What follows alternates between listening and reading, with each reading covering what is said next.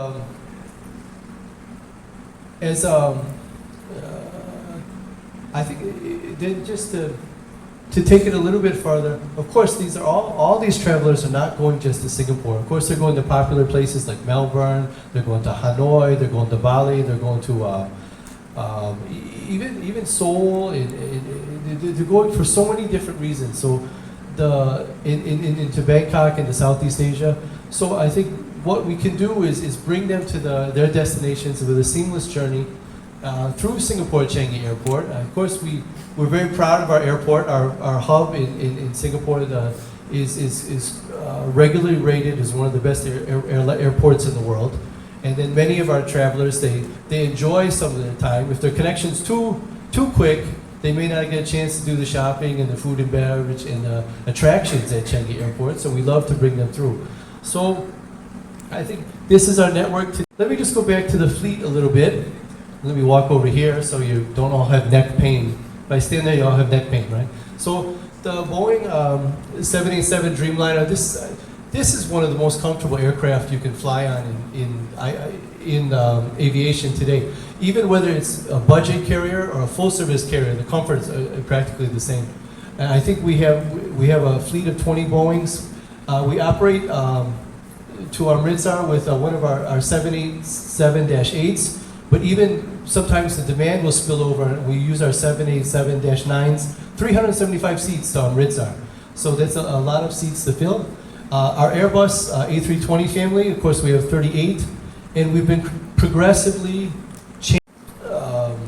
I mean, this is one of the most fuel efficient and the quietest aircraft under 150 seats. And this also, has anyone ever flown an Embraer in the US or in Europe? Or the joy of the Embraer is no aisle seat. It's either a window seat or it's either an aisle, no middle seat. I'm sure, okay, you guys catch me on that one. No one said anything. I look and nobody, okay. But there's no middle seat, which nobody wants, right? So you have an aisle or you have a window. So it's also for a smaller aircraft, if you talk about around the 100-seat run, it has a very comfortable cross-section on the cabin. It is not a compact cabin. It would feel more like your A320 type of cabin. The fuselage doesn't come into your legs. There's plenty of room for overhead bins. And so for a budget carrier in Southeast Asia, this is very special. We'd be the only one operating this type of aircraft. So we think to offer this, with our type of competitive fares, to bring you to new destinations. Of course, the real joy of this is to launch new destinations, to pioneer new destinations. And so it's not just for staff travel, right? We want to offer our passengers, something to do, So in the coming months, there'll be a lot of announcements about. I cannot tell you today because my CEO will get angry that I told everybody that he didn't get a chance to do it. So we'll just leave it right there. But we're very excited about this edition. Okay, so let's bring this back to Chennai. We're starting next week. On Sunday night, we'll be leaving Singapore, heading for Chennai. And then on the 6th, just after midnight, will be our first flight. We are bringing the A320 CEO here with a capacity of 180 seats. If for those who are interested in aviation, there's a lot of things called air service agreements. And so this is unique between every two pairs of countries. So right now, Chennai is a bit constrained. So we were offered, we had the ability to get some seats to Chennai, and then we were very happy. Actually, we were ecstatic. There was no, if you ask me back, I think in June, Chennai was not being talked in the office at all.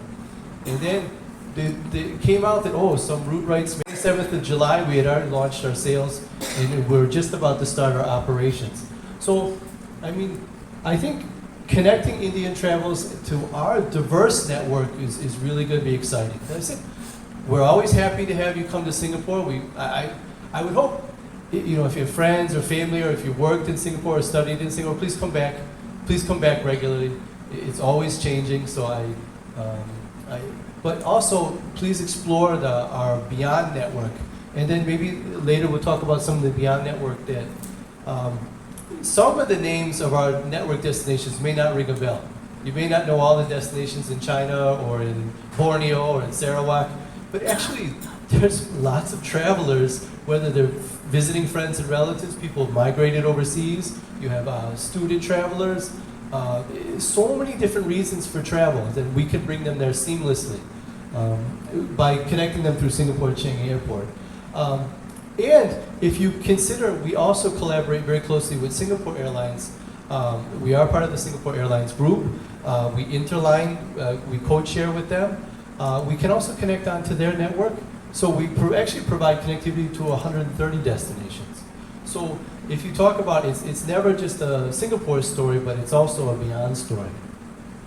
So I think I said everyone knows Chennai, then Singapore. I said I invite you to bring.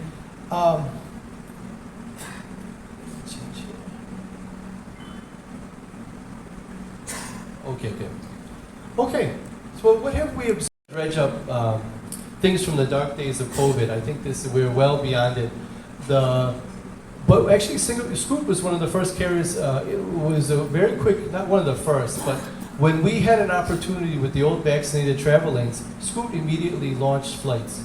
We started with Trichy and Trichy, Hyderabad, and we went to what was the other one? Trivandrum, and then we brought on Amritsar, and then we brought on Vishnapatnam. So even before travel was normalized, this is the importance that we gave to the India market. That we came back, we saw an opportunity.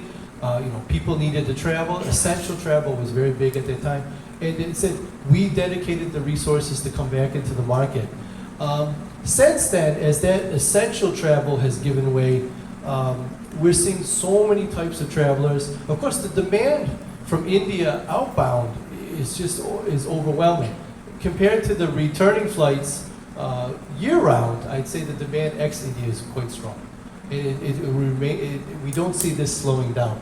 So we see, even though we're a budget carrier, that's our business model, we see business travel, we see visiting friends and relatives. I think one of my favorite things about this market is when many people go to overseas, there will always be a brother, an uncle, or a student friend, or somebody who is overseas to go visit. Often the times that we know somebody in Singapore, I know somebody in Melbourne, I know somebody in Vancouver. So it's really exciting for this type of BFR travel. People have migrated, and then people who've migrated overseas, your non-resident Indians, OCI cardholders, they're always very keen to come back. They have so many reasons to come back, whether it's pilgrimage or for weddings, or maybe there's still business back in India. So the BFR travel, it expands so many things. When the student goes overseas, the parents will follow. Families are very close knit here, so they want to go enjoy celebrate their graduations and different things. And then as they migrate, they will visit. And then of course a lot of FIT. We're seeing leisure travel across all age groups, and of course we've been servicing a lot of Bali, Hanoi, Ho Chi Minh, Krabi, Manila, Penang. Actually, if you guys can keep a secret from me here, I know you're the press and you cannot keep a secret, right? But you can keep a secret for today that Singapore Tourism Board, okay, they don't want me to tell you to go anywhere but Singapore, correct? But my network is very big. We're very keen for you to go to these places. So Phuket, Penang, we are seeing people go everywhere. I think there's a new for new experiences, new destinations. And as people go out, I think Vietnam is a perfect example. If you talked about Vietnam 6 months ago, a year ago, you would get very different feedback from different people. I've had travel agents tell me, "Oh, Brian, the Indian traveler never go to a beach. They don't like beach destinations. But then if you go to Da Nang or Pattaya or Phuket or Krabi, believe me, you'll find plenty of people at the beach." So I think there's a lot.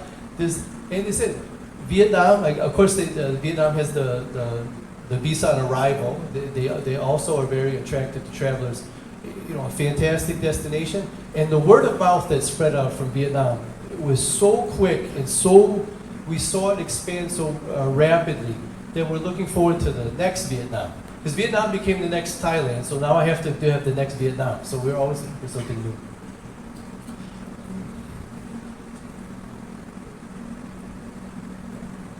Okay, this one is a bit more complicated because I'm a salesman, I'm a bureaucrat, I'm not on the comms team.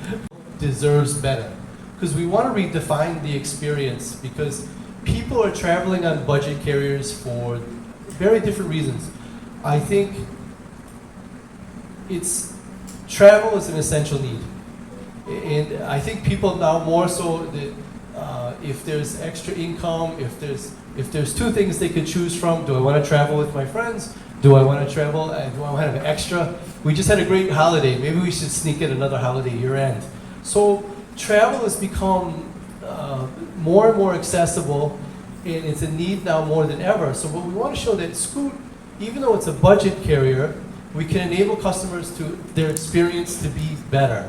This is very key to us. I mean, if you talk about products and value proposition, what would set us apart? Of course, we have the network. We have a very large network, and we have evolving products.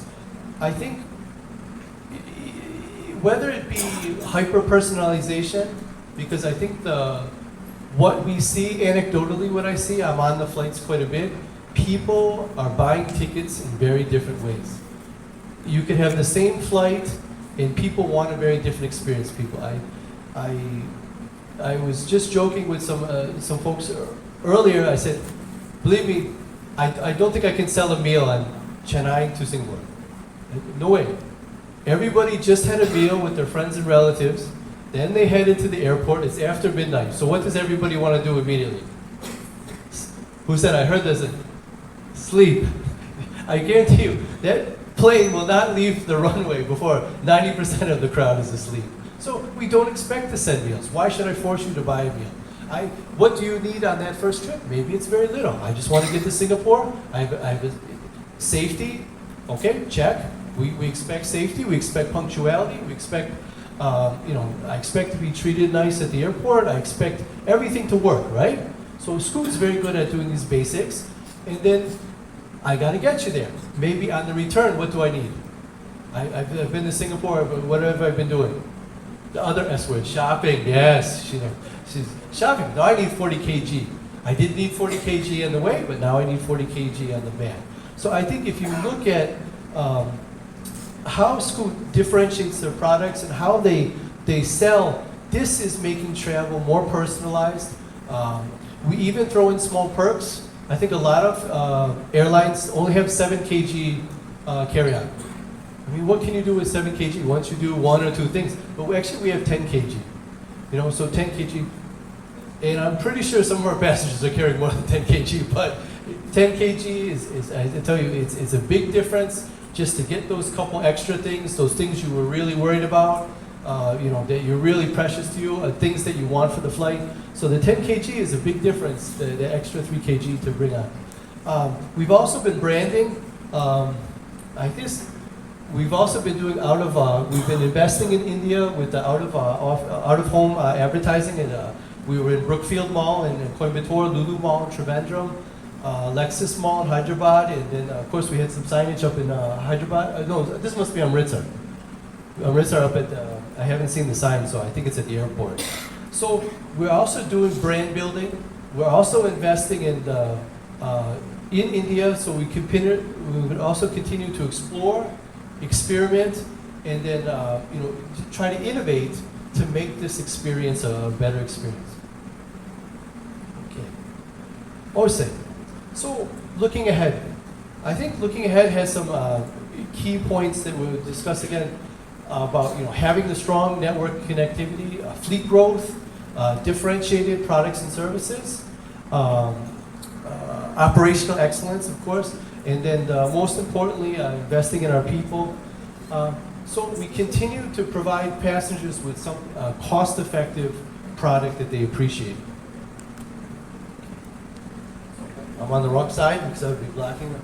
Of course, this year we're still reinstating some of our pre-COVID network. And so this is something that we've been doing. Even this week, we just announced 2 returns to China. We went to Kunming and to Changsha. So again, I don't know if my 66 includes those. Maybe not. But you can see that we're still growing the fleet. So we progressively reinstating the capacity and frequencies. Of course, there's been manpower constraints at different airports. Manpower constraints, I think worldwide pilot, there have been pilot shortages, crew shortages. So we've been very keen to build up our resources and recover our network. All right. So I said we currently have a fleet of over 50 aircraft with the Boeings and the Airbus A320 family. We have the Embraers coming. I wish I could share more about the Embraers, but I said I do have an embargo on the E-jets. I said this will be a lot of new, interesting routes to promote in the coming months, as well as the product. Okay, I think we were always working on our sales and distribution.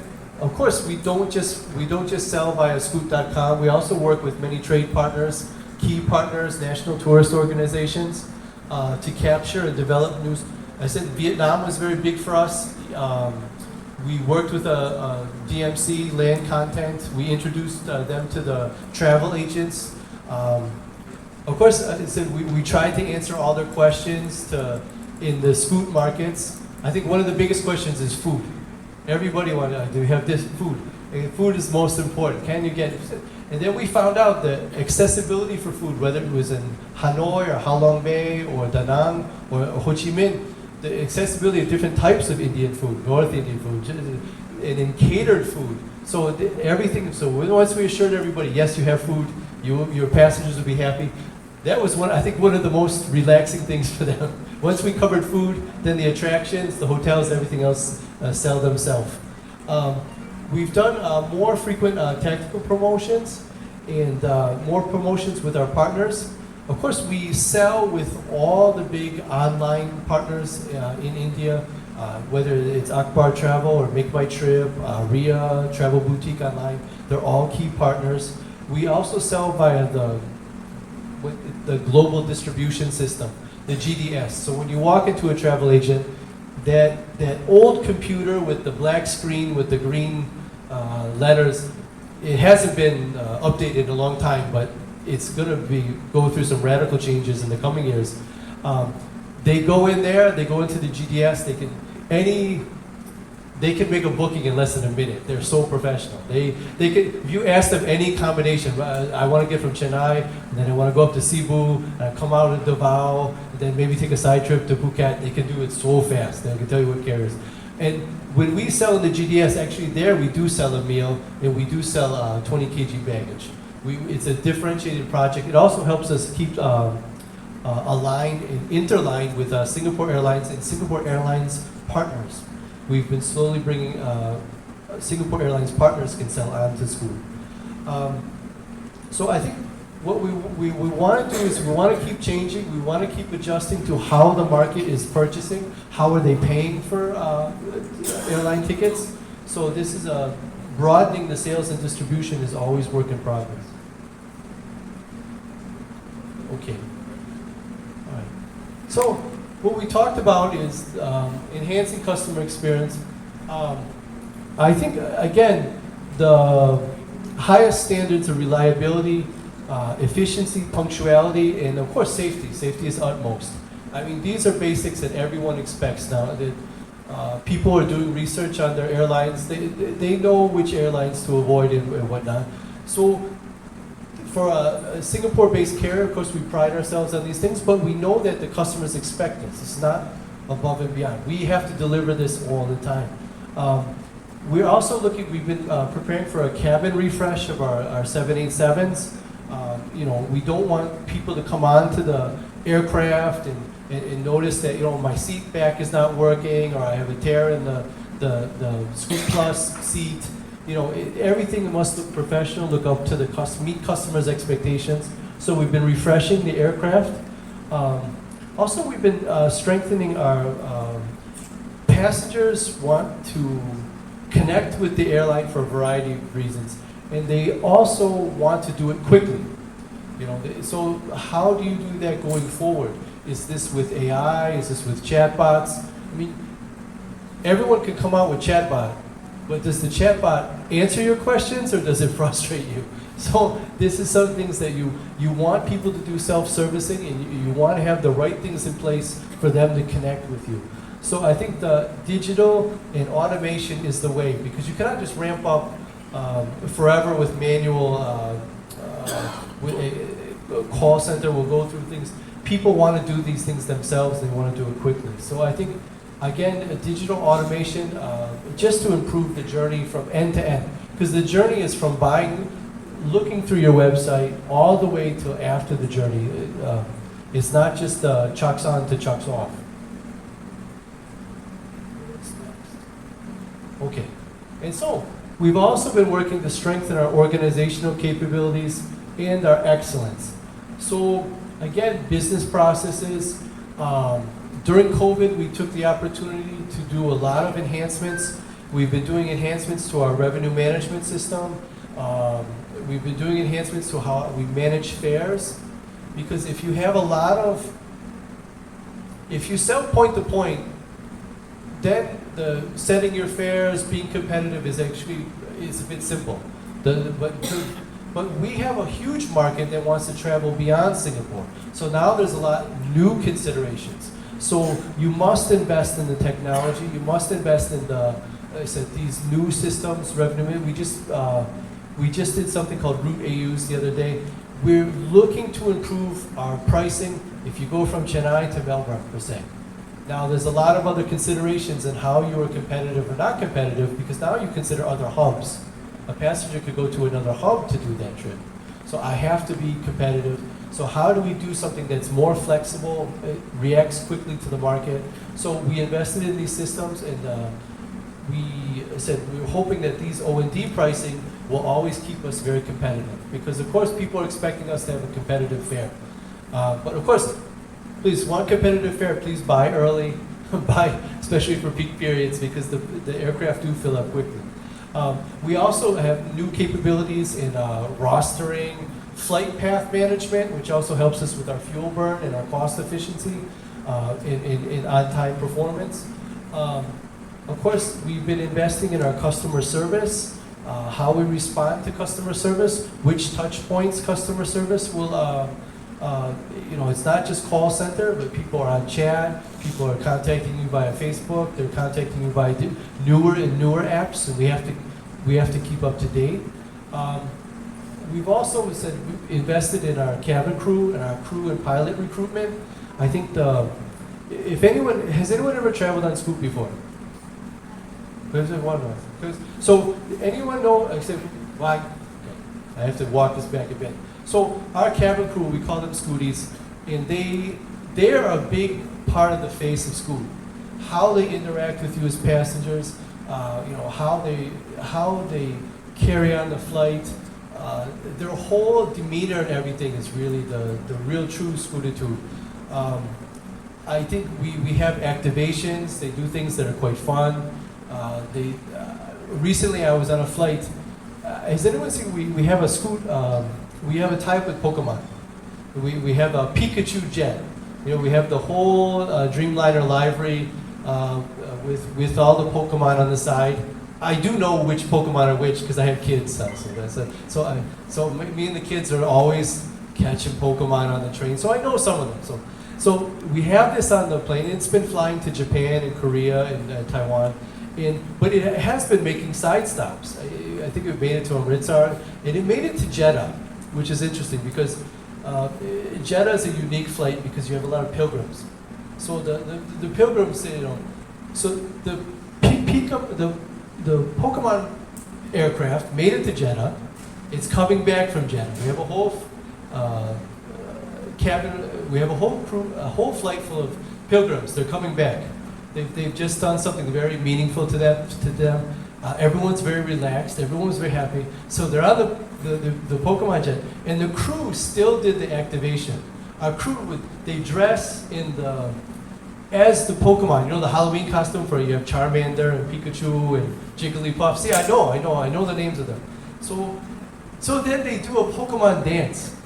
And so it didn't matter that we were in Jeddah. It didn't matter who the passengers were and what they were there for. And the passengers loved it. they were taking pictures with the crew. We had passengers putting on the Pokemon outfit and then doing the dance. They took pictures. I don't think the crew expected the reaction to go on for so long.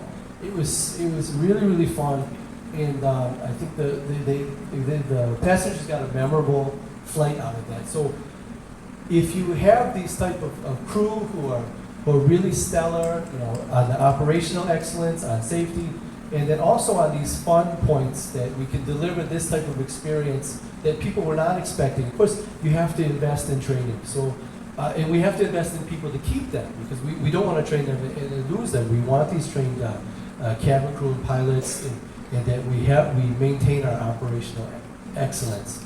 Also, I think another thing is the industry's environmental, social, and governance plans. Of course, there are sustainability goals for airlines. A big part of that is new aircraft and new aircraft technology, because once you reduce fuel burn, that's a lot of the how do you put it, that's a lot of your carbon emissions right away is by investing in technology. So I think we showed earlier that we have two aircraft types, with one coming all with new engine technology. Of course, actually Singapore Airlines Group is even ahead of some of their 2030 goals. So as a group, we're also practicing, anything that we can reduce, whether it's in the cabin, single-use plastics, anything. So I think also as part of the Singapore Airlines Group, we're also making a lot of changes. I think if you talk about carbon offsetting, is there quality carbon offsetting? So I think that it's very unique that we're pushing this forward. We're ahead of some of our midterm goals, but of course the IATA's 20 by 25, and then the Singapore Airlines net zero goals of 2050. So this is something that passengers are bringing this up to the airlines. Are you doing the right thing? Yes, you give me I expect to be safe, I expect to be on time, I expect a good product, but I also expect you to be environmentally sound. So this is an expectation, and a growing expectation that we have to meet. So, and it's also a responsibility, isn't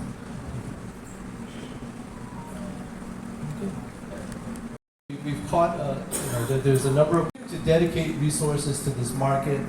And we said we're very keen to connect Indian travelers to the rest of the world. And with that note, I will end my presentation.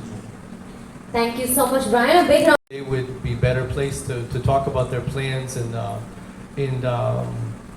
how they want to operate their flights on the route. I think what's neat is those flights are not leaving the market. So it is 3 times a day between Singapore and Chennai, with the 2 flights. Singapore Airlines actually has moved one of their flights to the morning. So that's to enhance two-way connectivity.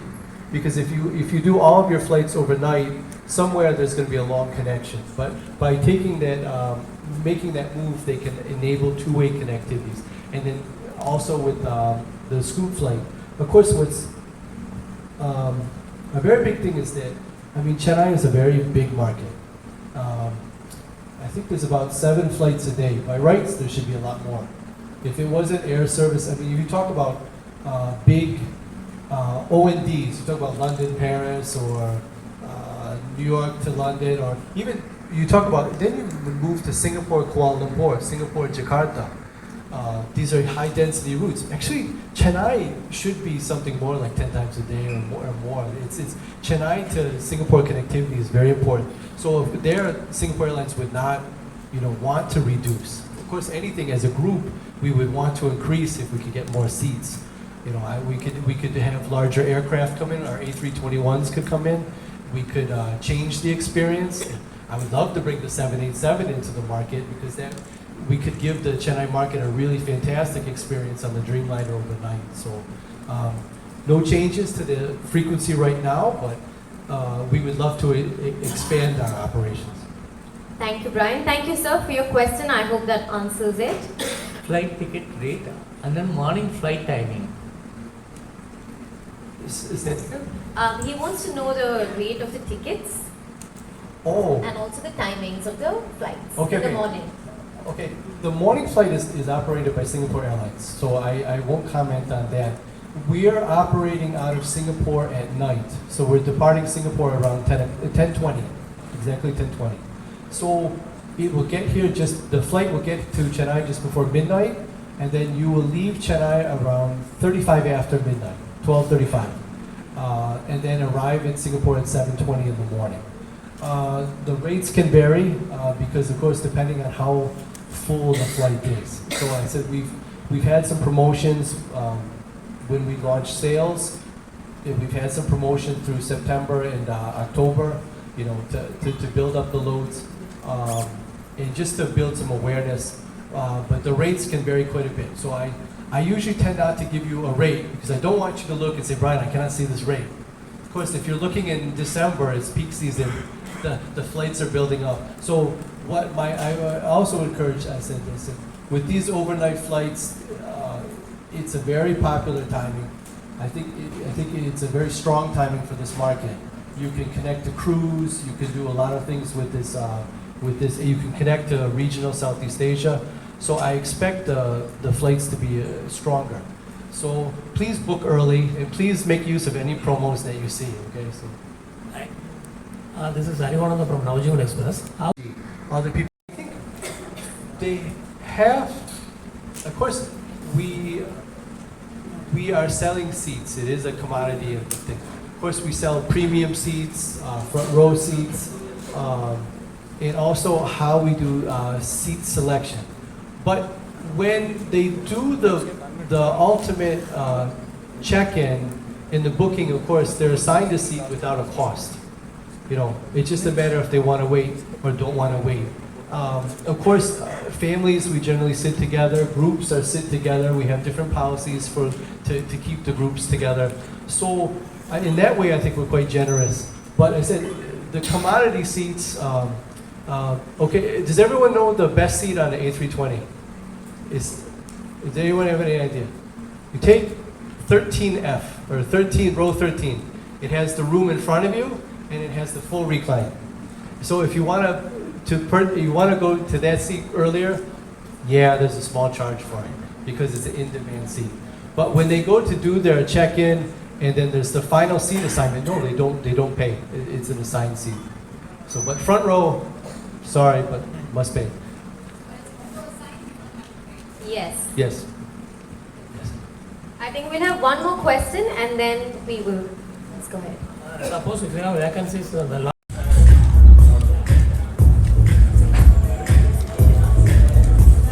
Wonderful. It would be great if you could join into the picture now, please. Thank you for joining today. I think one of the key things is we're very excited about our new flights to Chennai. Starting on the 5th of November, we'll be operating a daily flight, a daily A320 service between Singapore and Chennai. This would make it our 5th frequency